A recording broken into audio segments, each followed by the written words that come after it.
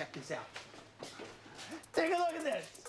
Jesus Christ, That right there is the mail. Now let's talk about the mail. Can we talk about the mail, please, Mac? I'm dying to talk about the mail with you all day, okay? Pepe Sylvia. This name keeps coming up over and over again. Every day, Pepe's mail's getting sent back to me. Pepe Sylvia, Pepe Sylvia. I look in the mail. Well, this whole box is Pepe Sylvia.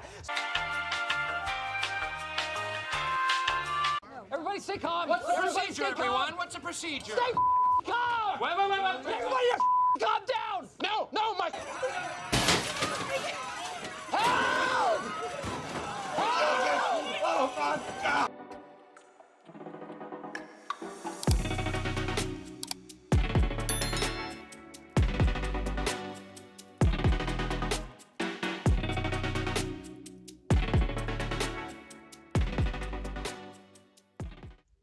Hello and welcome to the video. I just want to start off by apologising for how bad my voice sounds on this microphone. My decent one broke and I'm now using a cheap one. However, let's get into it. So we're going to be looking at how to improve yourself as an attacker in DomiNations. And the first one sort of goes without saying. You want to make sure you are planning your attacks. And a little bit later on in the video, I'm going to get into how I plan my attacks, and hopefully you might find that helpful. And the next, and I think probably the most underrated way to improve yourself as an attacker, is to make sure you are recording them and then watching back your attacks. This is even more beneficial when you do an attack and it just goes tits up. The only way to then improve from that is to see where you went wrong and learn from that mistake.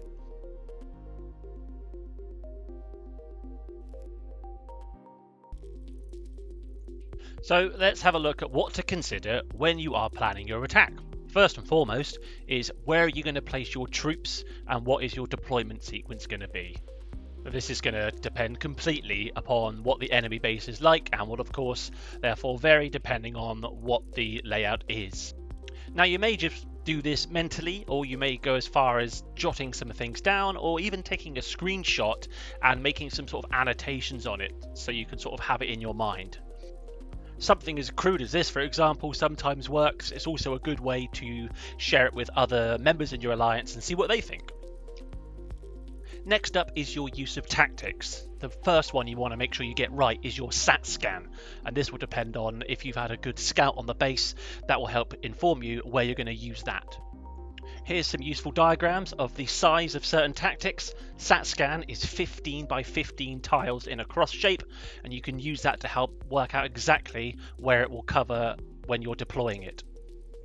And from the perspective of a Lego player, you're going to want to think really carefully about where are you going to use your assault rallies and your protects, because that can make or break an attack.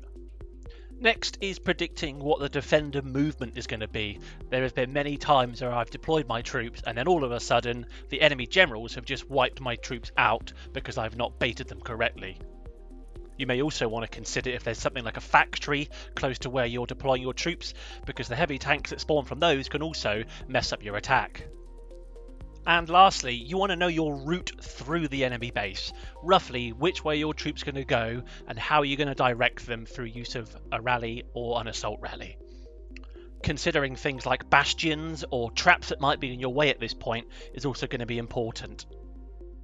Okay, so let's get into looking at an attack that I recorded, rewatching it and see where I went wrong, because I did not get the 5 stars and I thought that I would. Before we get into it here as well, it is of course really important to consider what your opponent's museum is. How strong is it, and do you have a museum that you think can sort of match that in terms of ability when you're attacking? So if we look at the base that I attacked here, I was sort of eyeing it up and I knew I wanted to attack from sort of the dock side, and I wanted to go sort of almost straight through the middle on the shortest path towards the missile silo. Another little pro tip is always double check you've got all the tactics and troops that you need before making an attack. You would hate to get into attack and realise that you're missing something. So let's have a look at it. I planned out this drop sequence in my head several times, even went as far as sort of pretending to deploy my troops whilst looking at the base from the scout perspective, and I think I got the drop sequence down okay here. Everything went as I sort of thought it would, and we'll see that As my troops move in, they take the path that I wanted them to go.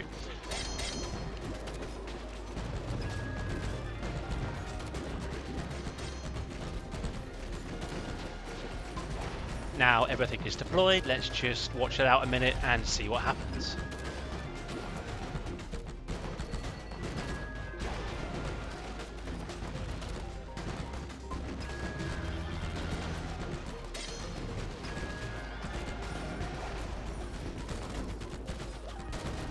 It's at this point here I see my troops are starting to spread out too much, so I've reined them back in with an assault rally and to protect, to stop them from sort of going a bit off on their own little thing.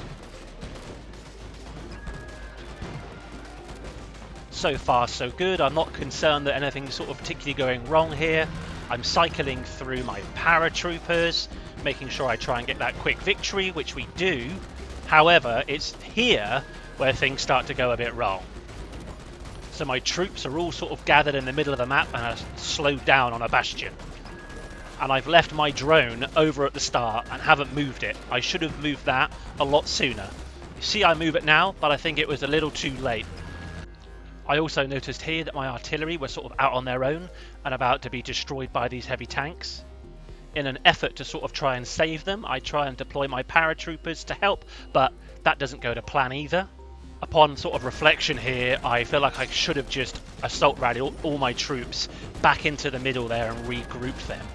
Instead, I assault rally the stronghold and, well, my army just gets completely destroyed here, which is the final nail in the coffin of this attack.